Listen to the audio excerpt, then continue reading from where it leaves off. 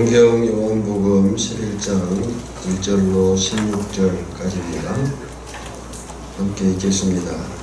어떤 병자가 있으니 이는 마리아와 그 자매 마리다의 마을 베다니에 사는 나사로라. 이 마리아는 향유를 주께 붓고 머리털로 주의 발을 닦던 자요, 병든 나사로는 그의 오라버니더라. 이에 그 노인들이 예수께 사람을 보내어 이르되 주여 보시옵소서, 사랑하시는 자가 병들었나이다 하니 예수께서 들으시고 이르시되 이 병은 죽을 병이 아니라 하나님의 영광을 위하며 하나님의 아들이 이로 말미암아 영광을 받게 하려 함이라 하시더라. 예수께서 본래 마르다와 그 동생과 나사로를 사랑하시더니 나사로가 병들었다 함을 들으시고 그 계시던 곳에 이틀을 더 유하시고 그 후에 제자들에게 이르시되 유대로 다시 가자 하시니 제자들이 말하여 납비여 방금도 유대인들이 하는데 그리로 가시려 하나이까. 예수께서 대답하시되 낮이 12시간이 아니냐. 사람이 낮에 다니면 이 세상의 빛을 모르므로 실족하지 아니하고 밤에 다니면 빛이 그 사람 안에 없는 고로 실족하느니라.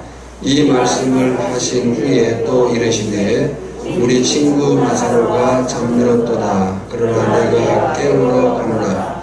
제자들이 이르되 주여 잠들었으면 낫겠나이다 하더라.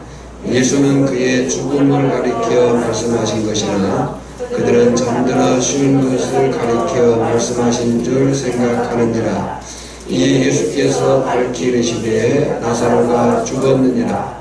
내가 거기 있지 아니한 것을 너희를 위하여 기뻐하노니 이는 너희로 믿게 하려 함이다. 그러나 그에게로 가자 하시니 디두모라고도 하는 도마가 다른 제자들에게 말하되 우리도 주와 함께 죽으러 가자 하니라. 아멘. 모든 성경은 성령의 감동으로 기록된 하나님의 말씀인 것을 믿습니다. 하나님 아버지 은혜와 사랑을 감사합니다. 이 시간 예배하며 먼저 우리의 모든 것이 하나님의 것임을 고백하며 예물드리게 하시니 감사합니다. 11조 온전케 하시고 감사가 더욱 넘치게 하시고 선교 또 기타의 목적 헌금들이 주 앞에 아름답게 쓰일 수 있는 영광을 통해서 저들의 산업이 더욱 복되게 하여 주시옵소서. 지역적으로 분주한 때입니다. 성도들 영육간에 강건하게 하시고 그 모든 분주함 속에서도 삶의 우선순위인 주를 바라보는 일에 더욱 힘쓰게 하시고 오늘 이 시간도 우리에게 집중력을 더하셔서 성령의 조명하심이 더욱 분명할 수 있도록 우리의 심령들을 주장하여 주시옵소서. 말씀을 전하며 들을 때에 그 말씀이 과연 주님의 음성이게 하시고 우리의 삶의 능력이 되어지게 하여 주시옵소서. 예수님의 이름으로 기도하옵나이다. 아멘. 예, 오늘 말씀의 제목은 주보에 있는 대로 하나님의 영광을 위한 죽음이라고 정했습니다. 요한복음은 1장부터 12장을 예수님의 표적을 담은 표적의 책으로, 그리고 13장부터를 십자가의 사역을 표현한 영광의 책으로 구분합니다. 표적의 책 전반부 12장까지와 영광의 책 후반부 13장부터라고 볼 수가 있겠죠. 지금까지 우리는 예수님의 6가지 표적을 보았습니다. 한번 되짚어 볼까요? 첫째, 가나 혼인잔치에서 물로 포도주를 만드셨습니다. 두 번째, 왕의 신하의 아들을 살리셨습니다. 세 번째, 베데스다 연못에서 38년 된 병자를 고치셨습니다. 네 번째, 5,000명을 오병이어로 먹이셨습니다. 5번째 바다 위를 걸으셨습니다. 그리고 6번째 날 때부터 소경된 자를 실로암에서 눈을 뜨게 하셨습니다. 중요한 것은 예수님이 이렇게 표적을 행하셨는데 표적은 사인이라고 했어요. 그러니까 그 표적 자체가 전부가 아니고 그 표적을 통해서 그 표적 행하신 분이 누구냐? 결국 예수님이 누구냐? 그가 하나님이시다 라고 하는 메시지가 이 표적들에 들어있는 겁니다.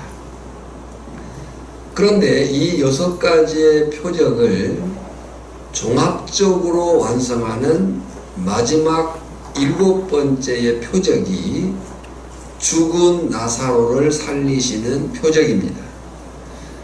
특히 죽은 나사로를 살리신 표적은 예루살렘에 입성 전, 예수님이 예루살렘 이제 십자가의 그 순환을 당하시기 위해서 예루살렘에 입성하기 전 마지막 표적이며 예수님의 십자가와 부활의 서곡과 같은 표적이 이 나사로를 살리신 표적이에요. 본문의 배경을 보면 지금 본문은 시간적으로는 10장 22절을 보면 수전절이 나오고요. 12장 1절을 보면 6월절 엿새 전에 이렇게 되어 있어요. 지금 시간적으로 오늘 본문은 10장 22절 수전절과 12장 1절 6월절 6일 전 사이로 6월절이 가까운 때였습니다. 또 공간적으로는 10장 40절에 보면 예수님이 요단 동편 베다니로 가셨었죠. 그 요단 동편 베다니와 나사로의 집이 있는 예루살렘 근처의 베다니, 그러니까 요단 동편 베다니에 현재 예수님이 계시고 사건은 예루살렘 근처의 베다니에서 일어난 이야기예요.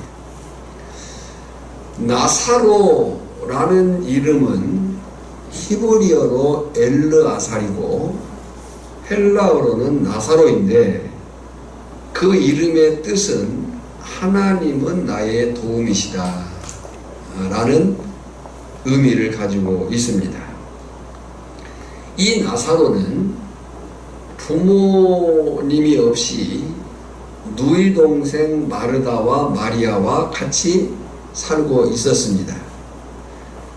그리고 나사로의 가정은 꽤 부유했을 것으로 보입니다.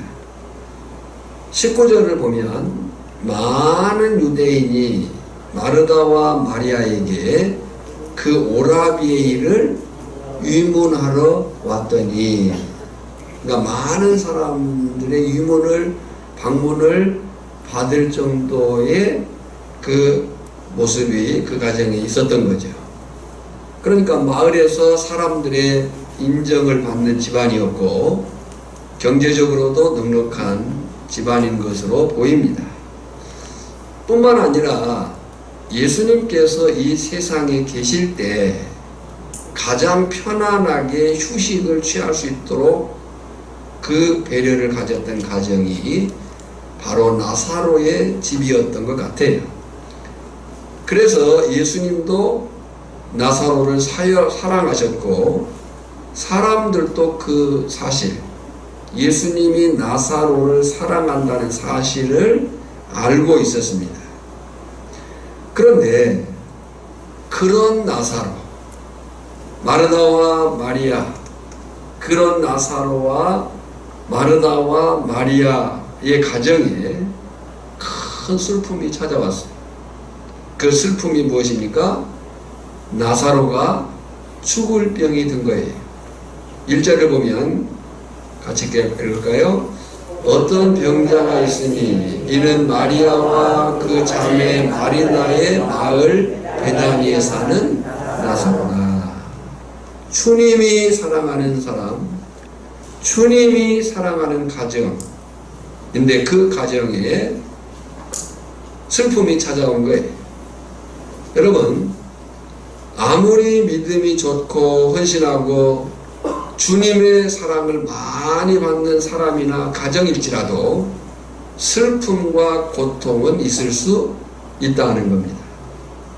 더구나 2절을 보면 이 마리아는 향유를 주께 붓고, 그러니까 마리아는 예수님에게 어떤 특별한 헌신을 한 여인으로 지금 나타난 거예요. 같이 읽어볼까요? 이 마리아는 향유를 주께 붓고 머리털로 주의 발을 닦던 자여, 병든 나사로는 그의 오라버니더라. 그러니까 주님이 사랑하고 주님의 사랑을 받고 또 저들도 주님을 사랑하고 주님께 헌신했던 그 가정. 근데 여기서 우리가 정리할 것이 있습니다. 공관복음과 요한복음을 보면 예수님께 향유 부은 여러 명의 마리아가 혼동될 수 있습니다. 마태복음 27장과 누가복음 24장의 마리아는 막달라 마리아, 또 마가복음 14장에 보면 나병 환자 시몬의 집에서의 여인이 나옵니다. 향유를 부은. 또 누가복음 7장에도 보면 죄 많은 여인이라고 소개를 하고 있어요. 혼돈이 있을 수 있죠. 그러나 지금 요한복음 11장과 11장에 예수님에게 향유를 부은 그 여인은 베다니의 마리아예요. 나사로의 누이 베다니의 마리아. 그런데 이 향유 부은 여인들에게는 예수님의 공통적인 칭찬이 있었어요. 그 공통적인 칭찬이 뭐였냐면 예수님의 죽으심과 부활을 예비한 사건이었다라고 칭찬을 했어요. 여하튼 오늘 본문의 마리아는 나사로의 누이요 베다니의 마리아였어요. 그 마리아와 예수님의 사랑을 받는 가정, 예수님께 헌신한 그 마리아와 마르다가 예수님께 사람을 보냅니다. 3절이죠. 이에 그 누이들이 예수께 사람을 보내어 이르되 주여 보시옵소서, 사랑하는 자가 병들었나이다 하니 그랬어요. 여러분, 지금 우리가 이 글씨가 평서체로 되어 있지만 사실 이걸 그 상황으로 읽어보면 이 상황이 얼마나 급박하고 간곡한 그런 초청이었겠어요. 이에 그 노인들이 예수께 사람을 보내어 주여 보시옵소서, 사랑하는 자가 병들었나이다. 근데 여기 사랑하는 자가는 필레오, 인간적인 사랑, 당신이 아끼는 자가 라는 그 표현이에요. 그런데 5절에 보면 마찬가지로 예수님도 그들을 사랑했어요. 예수께서 본래 마르다와 그 동생과 나사로를 사랑하시더니, 여기 사랑하시더니라는 말은 아가파오, 아가페의 사랑으로 기록을 했어요. 그러니까 예수님의 사랑, 하나님의 사랑은 언제나 무조건적인 신적인 사랑입니다. 자, 이렇게 저들이 예수님을 사랑하고 헌신하고 또 예수님도 그들을 사랑했어요. 그런데 그 사랑하는 자가 병들었어요. 죽게 생겼어요. 그 소식을 예수님이 들었다고 할 때에 우리의 생각이 뭐예요? 예수님이 당장 달려오셔야 했어요. 사람들이 다 알 정도로 사랑하는 사람이 병들어 죽게 된 상황에서 그 소식을 들은 예수님이 당장 달려오실 만도 했어요. 그런데 예수님은 이렇게 말씀하시고 반응하십니다. 4절입니다. 예수께서 들으시고 이르시되 이 병은 죽을 병이 아니라 하나님의 영광을 위함이요 하나님의 아들이 이로 말미암아 영광을 받게 하려 함이라 하시더라 그랬어요. 죽을 병이 아니다. 그것은 하나님의 영광을 나타내기 위한 거다. 물론 이 말을 제자들은 잘 알아듣지 못했어요. 더구나 6절을 보면 나사로가 병들었다 함을 들으시고 그 계시던 곳에 이틀을 더 유하시고 그랬어요. 예. 죽을 병이 아니다. 하나님의 영광을 위한 것이다. 그 말씀을 하시고 병들었다함을 들었음에도 불구하고 그 계시던 곳이 지금 어디예요? 요단 동편 베다니예요. 그 계시던 곳에 며칠을 이틀을 더 유하시고 그랬어요. 여기서 몇 가지 궁금한 점이 생깁니다. 첫째, 사랑하는 자가 병들어 죽게 되었는데 예수님은 왜 당장 달려가지 않으시고 이틀을 더 머무셨을까 하는 거예요. 네. 두 번째, 분명히 예수님이 죽을 병이라 했는데 죽을 병이 아니라 했는데 왜 나사로는 죽었는가? 예수님의 진단이 틀린 것인가? 실제로 요단 동편 베다니와 예루살렘 근처 베다니와의 거리는 약 130km라고 그래요. 그러면 약 일반적으로 그 거리를 갈 때에는 약 4일 정도가 걸립니다. 그래서 39절에서 예수님이 나중 베다니에 갔을 때 나사로가 죽은 지 며칠이 되었다고 해요? 4일이 되었다고 했으니까 소식을 듣고 바로 갔어도 죽은 지 2일 정도가 되는 시간이에요. 어쨌든 분명히 예수님은 죽을 병이 아니라 했는데 왜 나사로는 죽었느냐? 예수님의 진단이 잘못되었느냐? 세 번째 궁금한 점은 우리가 이미 살핀 대로 가나에 있던 예수님이 가버나움에 있던 왕의 신하의 아들처럼 가나에 있던 예수님이 가버나움에 있던 왕의 신하의 아들을 뭘로 고치셨어요? 말씀으로 고치셨어요. 가시지 않고서도 말씀으로 고치셨는데 왜 나사로는 그렇게 하지 않으셨는가? 이런 궁금함이 이제 우리가 말씀을 보면서 가질 수 있는 의문이죠. 이런 상황을 보면 예수님이 왜 그랬을까? 그런데 예수님은 이틀을 머무시고 그리고 말씀으로 하시지도 않았어요. 그럴 마음이 없으셨고 또 그렇게 하지도 않으셨어요.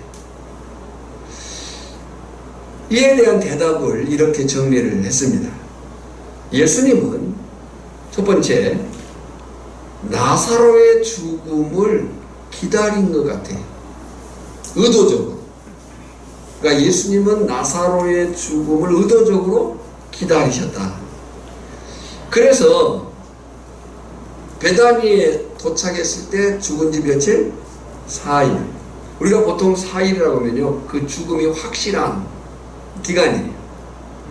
우리가 사람이 죽고 바로 매장하지 않잖아요. 장례하지 않습니다. 의사의 진단이 있고 그리고 죽음이 확실한, 물론 조문의 기간도 필요하지만 그 죽음의 확인의 기간도 필요한 거예요. 그러니까 그 죽음이 확실한 4일 후에야 무덤으로 가셨어요. 집으로 간 게 아니에요. 병든 집으로 간 게 아니라 어디로 가셨어요? 이미 장사된 무덤으로 가셨어요. 그러니까 그 나사로의 죽음을 의도적으로 예수님은 기다린 것이다. 두 번째는 왜 기다리셨을까라고 할 때 죽은 자를 소생시키심으로, 이게 이제 죽을 병이 아니다라고 하는 주님의 의도였던 거죠. 죽은 자를 소생시키심으로 하나님의 능력을 드러내시고 자신이 하나님의 아들 메시아인 것을 확실히 알게 하는 계기로 삼기 위해서.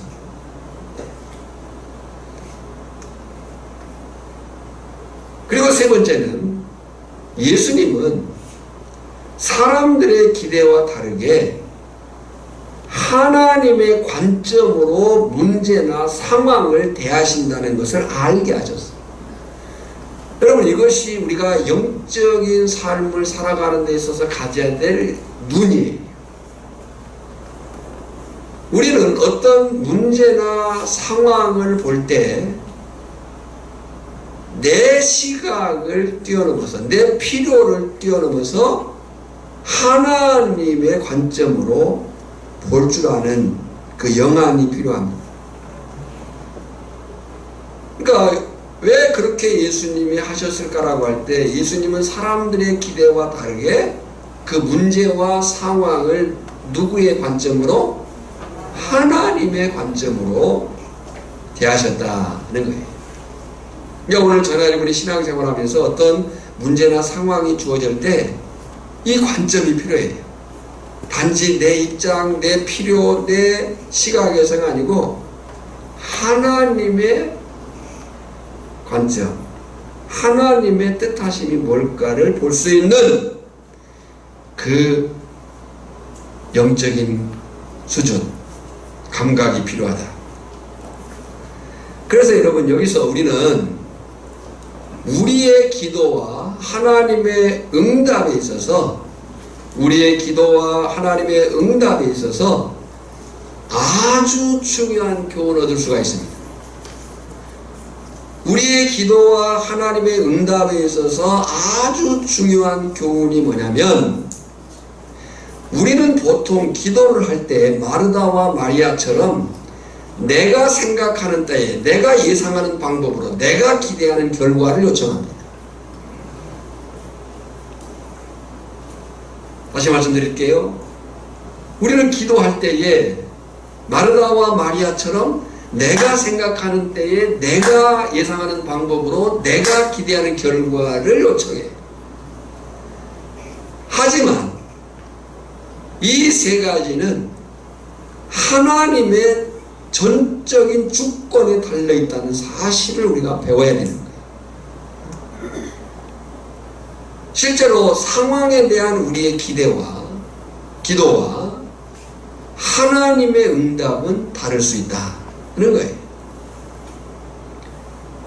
이것이 이제 우리가 앞에서 말씀드린 대로 우리가 어떤 상황이나 문제를 접했을 때에 단지 내 필요, 내 조건, 내 상황이 아니고 누구의 관점으로? 하나님의 관점으로 보는 영적인 시각이 필요하다라는 거예요. 우리가 왜 기도가 응답이 안 되었다고 자꾸 생각하느냐라고 할 때, 그것은 내가 생각하는 때, 내가 예상하는 방법, 내가 기대하는 결과가 아니었다는 거예요. 그런데 기도의 응답은 누구에게 달려있어요? 하나님의 주권에 달려있다. 그걸 지금 교훈하고 있는 거예요. 우리가 성경을 보면 예수님은 옥에 갇힌 세례 요한을요 충분히 구하실 수 있었습니다. 그러지 않습니까? 하나님이신 예수님이 옥에 갇힌, 하나님을 증언하고 예수 그리스도를 하나님의 어린 양이라고 증언한 그 세례 요한을 예수님은 충분히 구하실 수 있었어요. 그러나 구하시지 않습니다. 제자들의 의심을 받으면서도 세례 요한의 죽음을, 그 죽임당함을 그냥 허락하십니다. 왜요? 우리의 안목으로 보면 구하는 것이 맞을 것 같지만 세례 요한의 죽음이 하나님의 뜻이었어요. 하나님의 계획이었던 거죠. 하나님의 주권에 속한 문제였어요.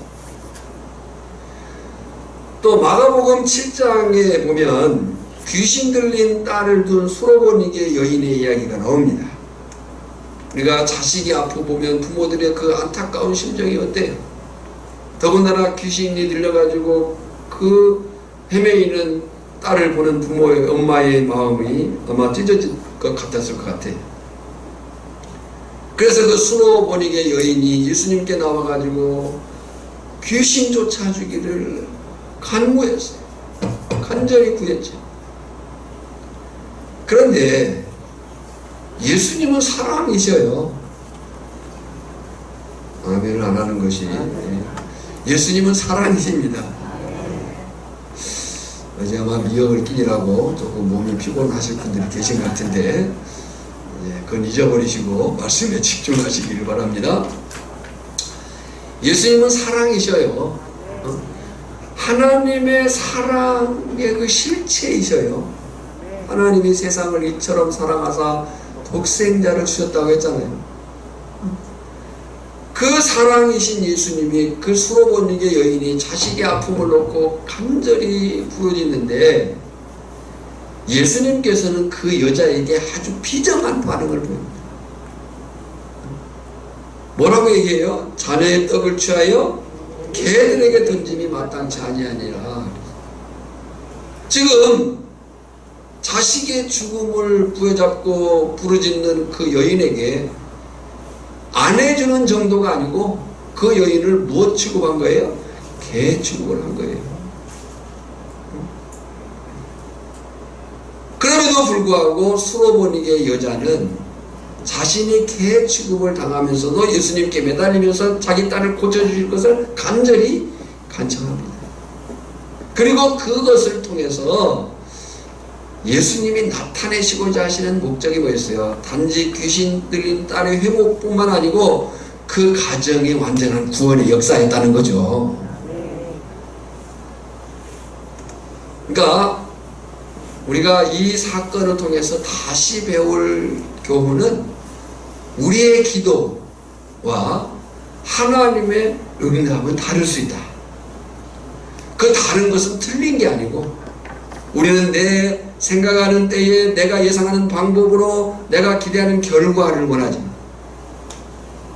하나님은 하나님의 주권적인 역사 속에서 응답하신다.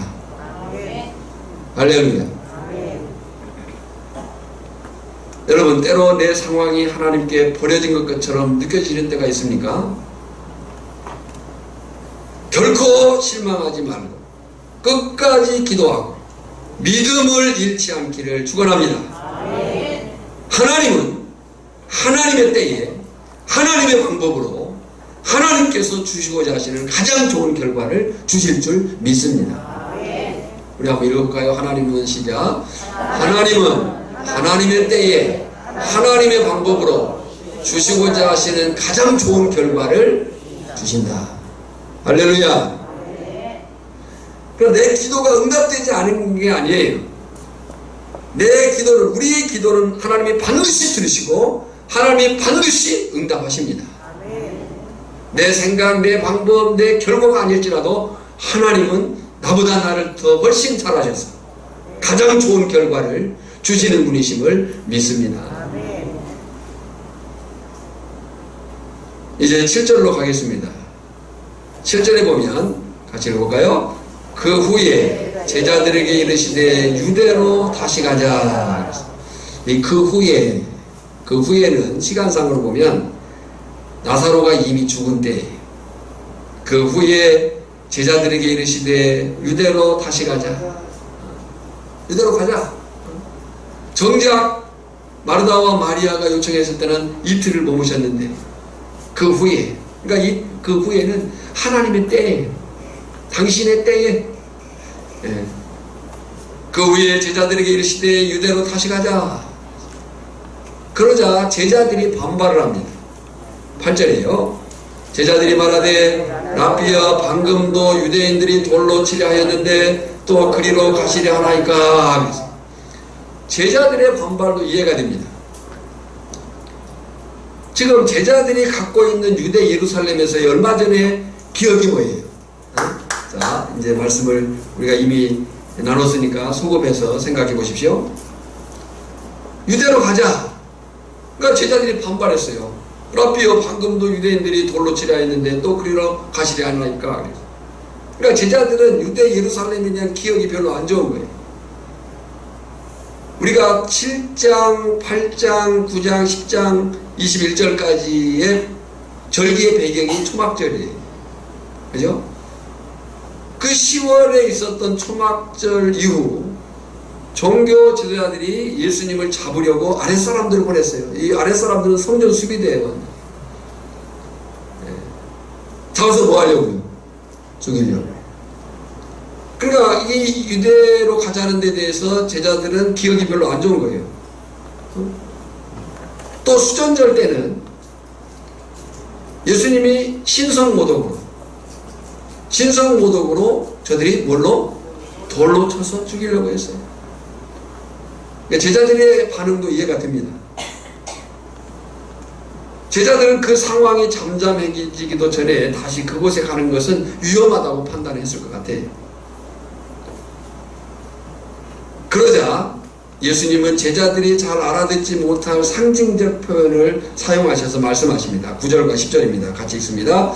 예수께서 대답하시되 낮이 12시간이 아니냐 사람이 낮에 다니면 이 세상의 빛을 보므로 실족하지 아니하고 밤에 다니면 빛이 그 사람 안에 없는 거로 실족하느니라. 한마디로 얘기하면 예수님이 죽으실 때가 아니기 때문에 빛이신 예수님과 함께 있으면 괜찮다 그 얘기예요.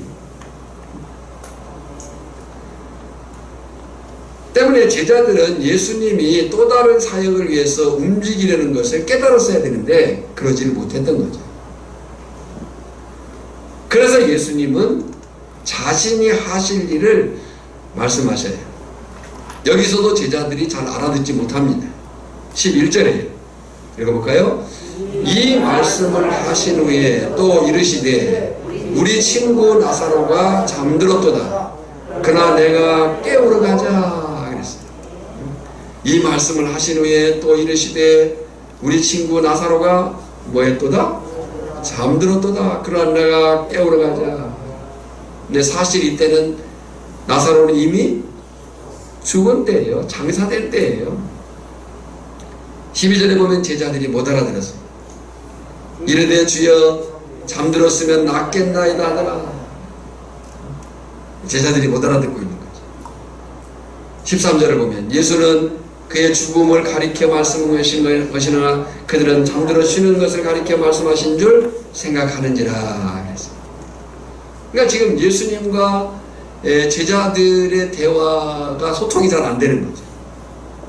물론 이제 공간복음이나 요한복음 전체적인 예수님의 사역 속에 보면 소위 말해서 동상이몽. 예수님은 하나님의 나라 비전을 계속 얘기하고 있어요. 예수님은 하나님의 뜻을 이루기 위한 사역을 진행하고 계셔요.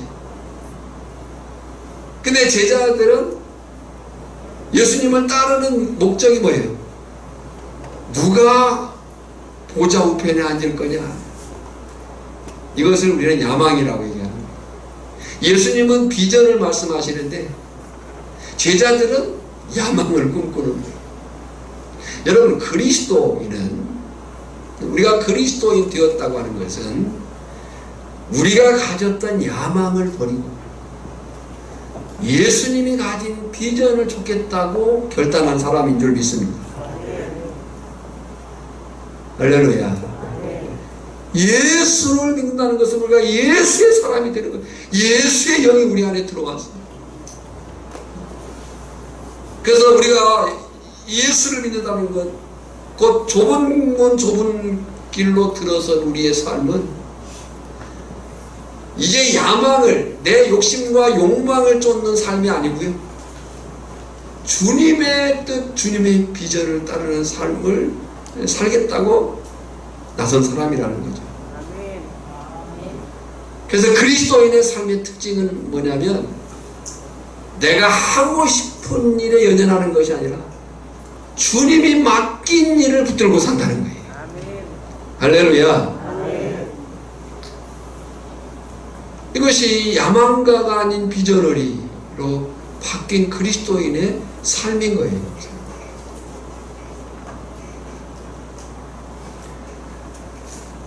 제자들이 지금 예수님의 말씀을 잘 알아듣지 못하고 있어요.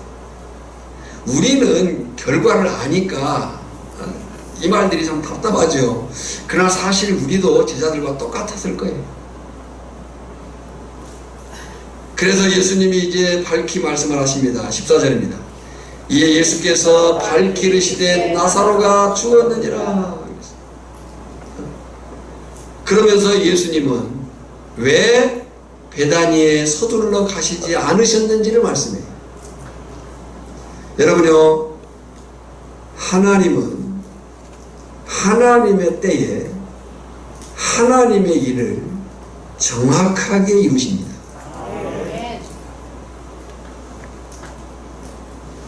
15절이에요. 같이 읽어볼까요? 내가 거기 있지 아니한 것을 너희를 위하여 기뻐하노니 이는 너희로 믿게 하려 함이라. 그러나 그에게로 가자 하시니. 그래서 내가 거기 있지 아니한 것을, 사실 거기 있지 않은 거예요. 거기가 어디예요 지금? 베다니 나사로 집이에요. 나사로가 아파 죽게 생겼을 때 사실 거기 있었어야 기쁜 거예요. 그런데 예수님은 거기에 있지 아니한 것을 기뻐한다. 근데 목적구가 있어요. 누구를 위해서? 너희를 위하여. 그래, 너희를 위하여. 여러분요, 저나 여러분이 기도하고 또 기도하고 또 기도할에도 불구하고 때로 응답이 늦춰지거나 또 응답이 다르게 될 때의 그 목적은 저나 여러분을 위한 하나님의 크신 뜻인 줄 믿습니다. 내가 거기 있지 아니한 것을 너희를 위하여 기뻐하노니. 그 기쁨의 이유가 뭐예요? 이는 너희로 믿게 하려 함이라. 믿음을 가지게 하기 위해서. 그러나 그에게로 가자 하시니. 그러자 제대로 알아듣지 못했지만 의 없이 많은 도마가 엉뚱한 말을 합니다. 16절에 디드모라 하는 도마가 다른 제자들에게 말하되 우리도 주와 함께 죽으러 가자. 예수님이 어디로 가자고 했어요? 유대로 가자고 했어요. 그러니까 거기서는 돌 맞고 붙잡으려고 하는, 그 붙잡으려고 하는 사람들이 있던 곳이. 그러니까 그러면 우리도 가서 한번 죽어보자, 이렇게 의협심을 부리는 거죠. 예수님의 말씀의 의도와 이 도마의 깨달음은 좀 달랐던 거예요. 이 디드모는 헬라식 표기입니다. 그리고 도마는 아람어예요. 그러니까 같은 사람이죠. 디드모라 하는 도마가 다른 제자에게 말하되 우리도 그와 함께 죽으러 가자. 그러니까 예수님의 의도하신 그 말씀과 지금 도마가 깨달은 말씀은 달라요. 저는 이 말씀을 묵상하면서 준비하면서 여기에 저나 여러분에게도 아직 희망이 있다는 것을 봅니다. 왜냐하면 그렇게 못 알아듣고 설교하는데 졸고 그렇게 못 알아듣고 엉뚱한 말과 행동을 하는 제자들임에도 불구하고 예수님은 제자들을 끝까지 사랑하시고 끝까지 그들을 사용하셔서 세계 복음화를 이루셨다는 거예요. 못 알아듣고 딴소리하고 그럼에도 불구하고 예수님은 야 니들 안 되겠다, 니들 말고 내가 다른 사람들 하겠다 라고 하지 않으시고, 심지어 예수님이 죽으시고 부활하시고 다시 나타나셨을 때까지라도 그들은 동상이모 그런 상황 가운데 있었잖아요. 그런데 그들을 예수님이 포기하지 않고 끝까지 그들을 붙잡고 그들을 사용하셔서 그들이 훈련되고 그들이 정말 깨달아 알 때까지 기다리셨다가 그들을 통해서 그들에게 너희는 가서 모든 족속에게 복음을 전해라. 여기에 제가 이 말씀을 준비하면서 아직 나에게도 희망이 있구나, 저나 여러분에게도 희망이 있는 줄 믿습니다. 못 알아듣고 또 엉뚱한 소리하고 그럼에도 불구하고 하나님은 여전히 저나 여러분을 사랑하시고 저나 여러분을 통해서 하나님의 일을 이루어 가시기를 원하신다. 오늘 여기까지가 본문의 이야기예요. 그렇다면 오늘 본문을 통해서 저나 여러분이 깨달아야 될 교훈이 뭘까, 적용해야 될 교훈이 뭘까를 세 가지로 정리를 해봤습니다. 첫째,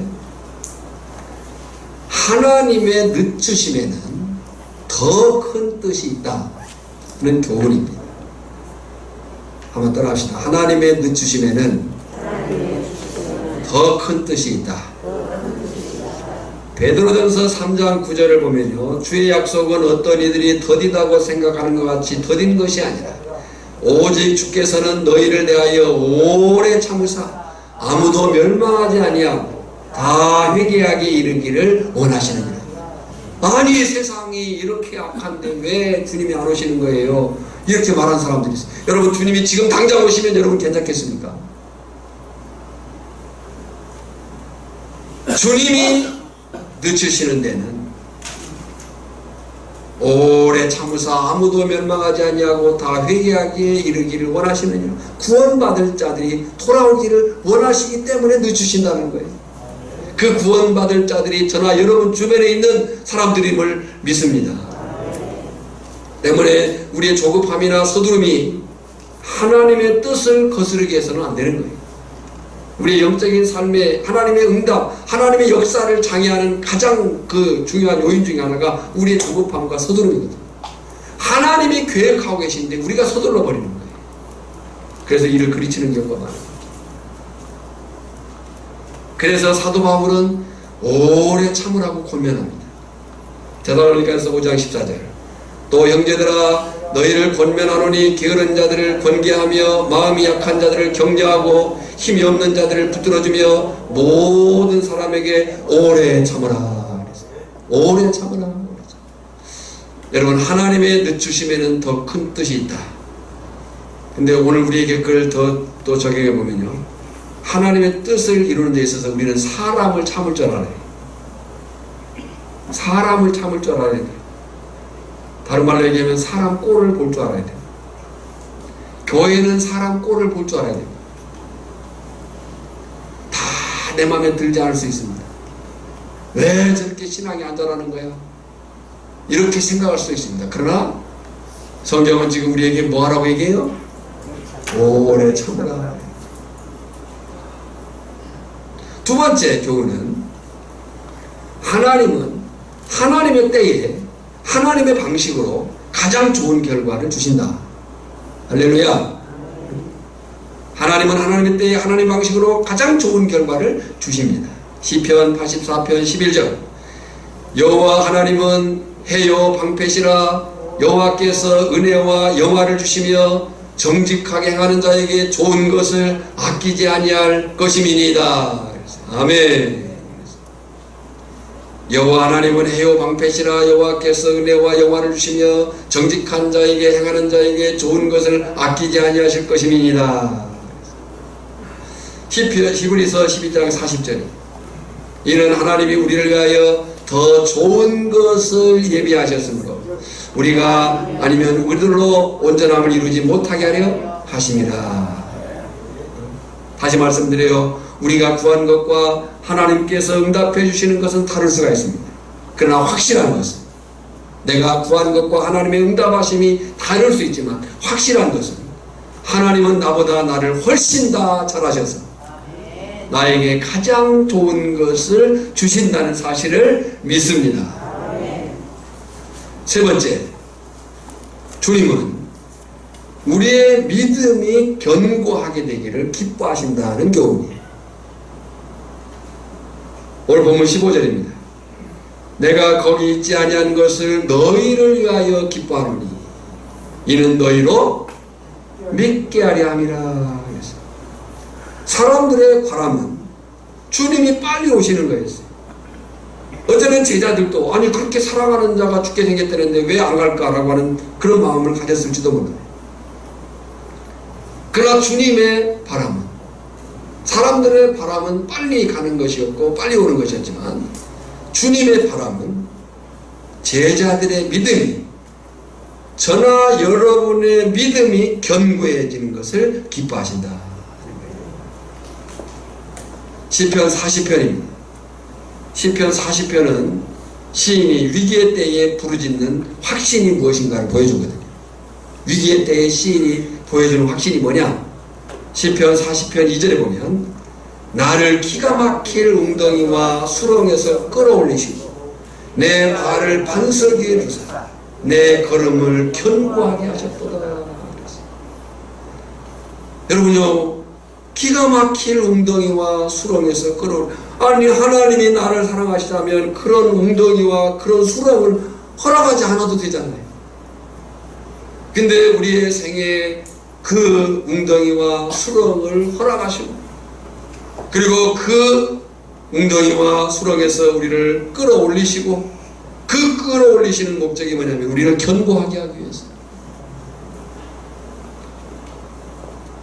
바라기는 내 조급함과 서두름 때문에 내 안에서 일어나는 불평과 원망과 염려의 마음이 아니라 하나님의 때에 하나님의 뜻을 따라 가장 좋은 결과를 이루실 하나님을 바라보며 끝까지 믿음 지켜 사는 저나 여러분 되기를 주님의 이름으로 축복합니다.